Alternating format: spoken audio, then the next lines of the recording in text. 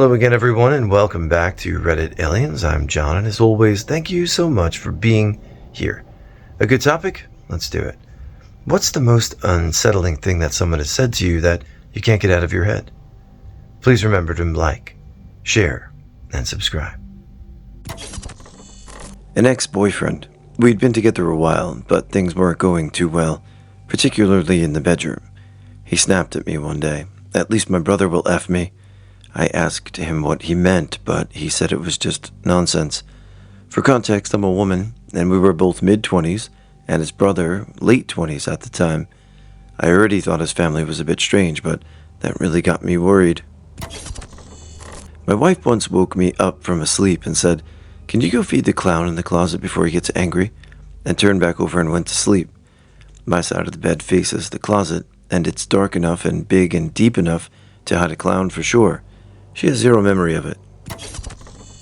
When I was giving birth to our son, immediately after he was born, I had a severe hemorrhage and lost 3.6 liters, over half my blood volume.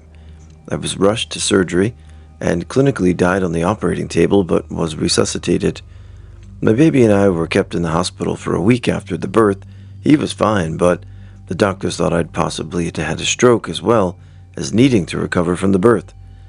When we were finally allowed to go home, my fiancé, now very much ex, came and picked us up. Then on the drive home, he said to me very matter-of-factly, "I don't love you anymore. You mean nothing to me. I'd accepted that you died, and honestly, it would have been a lot easier if you stayed dead." I look at him, our son, and he means everything to me. I look at you, and you mean nothing. Unsettling in a different sense than most, but unsettling nonetheless. I was at work one night in the hospital, pretty unremarkable night. I woke up in the ER confused AF. My first words to a coworker I know works the ER who was standing there, "What are you doing up here?" She lets out a howling cackle and says, "I'm not up here. You're down here. You had a seizure. Now you won't be able to drive for a whole year," and is literally bent over, snorting, laughing. I had no seizure history. In that moment, it felt like my entire life was a snow globe that got shook up and smashed on the ground. I still think about it sometimes. A reminder that your words and your affect in general matter. A friend of mine got wasted one night at a bar I used to own. Before he left, he gave me a hug and said he wanted to say goodbye to me for being a good friend. He then told me that he was leaving town the next day because he was working with a government agency and was going to kill somebody in the morning that was stopping the progress of the town we live in. I laughed and took it as a drunk joke. He left with a bunch of friends. Next morning, another friend called me to say that our friend jumped off a boat and died. I was on FaceTime with my wife because I was on the road. I was sitting alone in my hotel room, and she said, "Who's that behind you?" And then the screen went out, the lights went off, and then quickly came back on. I couldn't sleep after that, so I just got back on the road and as far away from there as I could. This elderly woman with dementia looked me in the eyes very seriously and told me I'd kill myself before the year was over. I thought that was an awful thing to say, but pushed it to the back of my mind and forgot. Several months go by, and I was going through depression, and one night I got drunk and tried to kill myself. I recently remembered what the old lady said, so that was unsettling. Dude who ran the local pizza shop had a few drinks one night and mentioned that the reason they immigrated to the US was that his dad, an older dude who was always sitting in the corner of the restaurant reading, had strangled a dude to death in a bar fight, and they had to get the F out of their home country to avoid prosecution or retribution. I had a tall, muscular man in the locker room when I worked at Firestone point his finger in my face and say, "You don't F with me, Bailey. I'll be your worst nightmare." He ended up being murdered several months later. His body was found in a parking lot on University Avenue in Des Moines. I was driving home per usual and got this random unwavering feeling that my house had been broken into. I kind of laughed and said, "Please don't let my house have actually been broken into," out loud as I turned the corner onto my street. The first thing I noticed when I pulled up to the house were the blinds on the bedroom window. They yanked around and twisted up. Some guy that lives across the street turned out to have been stalking me and decided to climb through my bedroom window. He took nothing valuable, just some weird personal items. It was terrifying to walk in and see my things rummaged through. It was even scarier when I talked to the neighbor, and they admitted that multiple people in the neighborhood had seen it happen, but they were all too scared of old dude to say anything. The weirdest part of it all, and I mean, this guy took some creepy personal things, is that nagging feeling I had before I found the remnants of the break-in. I swear I knew, and that was such an eerie feeling. After swim class at the YMCA, I was 10 years old in a locker room with only one other person in there. A middle-aged man. He was tying his shoes as I went into a stall to change. As I got out of the stall, he said, "Hey kid, do you hear that?" Obviously, my stranger danger senses kicked in, but I did try to remain quiet, and that I actually did hear what he was talking about. It was like someone's heavy breathing and then footsteps on the walls, the concrete walls, like wet footsteps traveling up the back wall. I don't believe in ghosts or anything, so there probably was an explanation, but it was still freaky and I was young. I looked at him and he was staring up the wall following the footsteps. I remember how terrified and concerned his face was. I don't know why, but he suddenly hurried me out of the locker room and he ran over to his friends to tell them what he had heard. I ran to my grandpa. I saw him a couple more times throughout the year. Every time I drive by the now closed YMCA, I think about that. The boy down the street wanted to take me four-wheeling in whatever town his mom lived in. He told me not to tell anyone where we were going. I didn't. And once we were in some woods, he asked again, "Did you tell anyone where you are?" At that moment, I realized that I'm a dumbass. He didn't murder me or hurt me. It was just a creepy joke to him, but was a real eye-opener for me. I'm an unsolved mysteries gal. I should have known better than to do that. My safety guards were down because I was with a friend. Friends do bad things to friends all the time. Alone at my brother's apartment, 15 years old, I woke up to my brother's 20-year-old friend standing over me and laughing that anyone could have walked right in and argue. I can argue, and you wouldn't be able to do anything about it. Super weird energy that morning, but he just made some eggs while blasting music and then he drove me to school. I'm not even sure why he was there that morning. Later that year, he was caught assaulting a 14-year-old girl at a party. I've seen a lot of, forget about movies, real life. After a loved one or relative passes, some people's bad part of their personality come out, and it breaks families apart over what? Some land or some money? I'm sorry. Someone once told me completely straight-faced, "I wonder how many people would miss you if you were gone. Maybe just your family. And even they would move on eventually." They said it in this cold, almost analytical way, like they were just observing a fact. It shook me to my core, not just because of what they said, but because they said it so casually, like my existence was just optional. It stuck with me in a way that I can't really shake even now. Mine started with a recurring dream. My parents had died a decade ago, and their estate was being worked by the executor, our brother, until all debts had been paid off, so we could get our inheritances free and clear.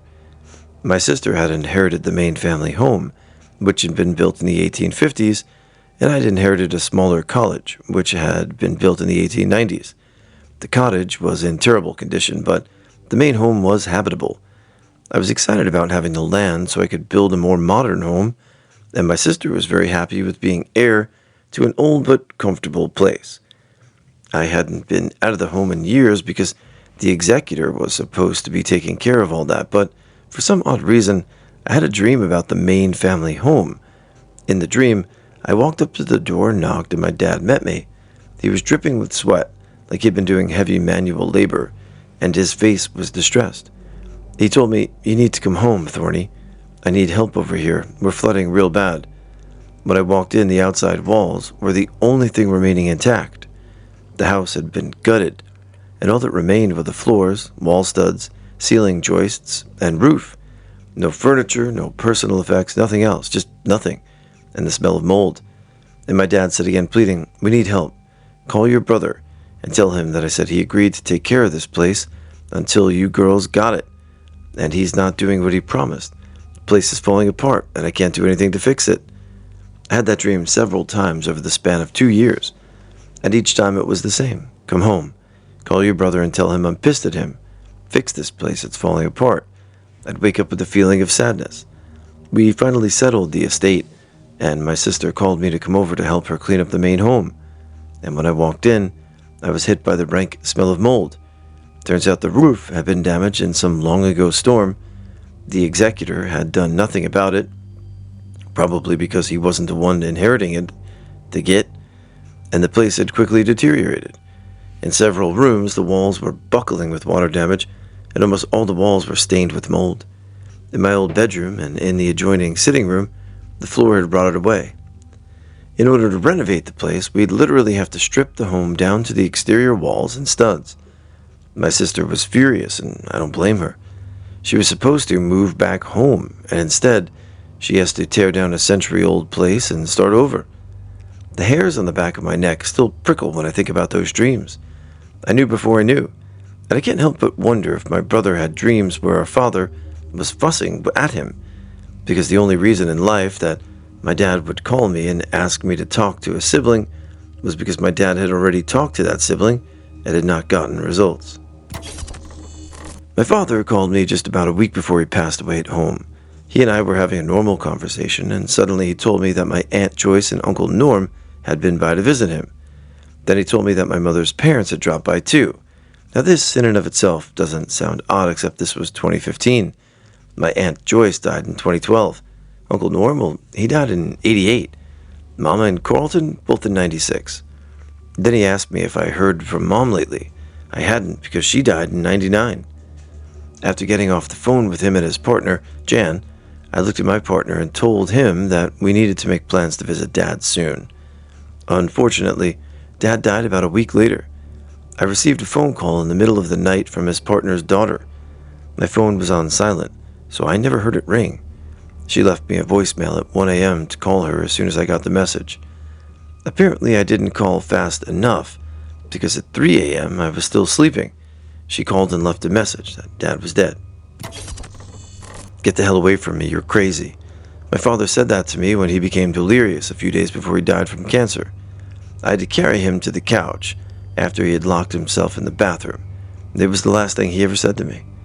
I suffer from mental health problems due to a brain injury. When he said that, I didn't know if it was just the delirium or his true, uncensored opinion of me. I hope the former, but I'll never know. I still think of it many years later. I was on a cross-country Greyhound bus trip about 35 years ago. A gentleman boarded the bus somewhere in Texas. I remember him wearing all denim, somewhat balding. A lot of people made small talk, and little groups were formed based upon mutual interests. This was before our phones and individual entertainment options were at our fingertips. I remember this guy making little small talk with many people. He seemed really intense, yet polite enough not to offend. I remember him saying something about the geography we were encountering. I thought to myself that this guy is crazy as hell. Or he really is one interesting dude. He went into the bathroom while the bus was in motion and shot himself. When I was 15, my mom had me sit on the couch when I got home from school because she had something difficult to tell me. My father had been arrested for solicitation of a minor. I knew what that meant, but I think my brain was trying to protect me. I had to ask her what she meant, and when she did, I vomited all over the living room. Then I broke down in tears. I was such a daddy's girl growing up, and it was just inconceivable to me that he could have done something so awful. Thankfully, he was caught in an internet sting, and no child was actually harmed. Regardless, that moment set off a 3-year period in which I was pretty much living on autopilot while my parents' divorce and my father's prosecution were ongoing. He ultimately didn't serve any time. The closest thing to justice he got was dying young. One of my friends became obsessed with my pregnancy and later my child, but never in a positive or good way. When I was pregnant, and she was too, she never stopped telling me I could still have a miscarriage. The child could have birth defects. My belly was too small, and therefore, according to her, there was no way the baby could be healthy. She's still really obsessed with making my child and me look bad. I always get compliments on how sweet and well-behaved my child is, and how she's friends with everyone. Of course, she is no angel. And sometimes she misbehaves or needs to be told off, but in general, I have a really easy and sweet kid. Well, according to this person, my 3-year-old is a danger to her children, and she cannot visit her aunt anymore who lives next door because my child will play in the street as well. And she doesn't want to put her children in danger because, according to her, I'm a terrible parent who puts no effort at all into raising her child. The obsession is really creepy. I would absolutely not cross the road if she's driving there, because at this point, it's clear that she doesn't want my child to exist in the same world as hers.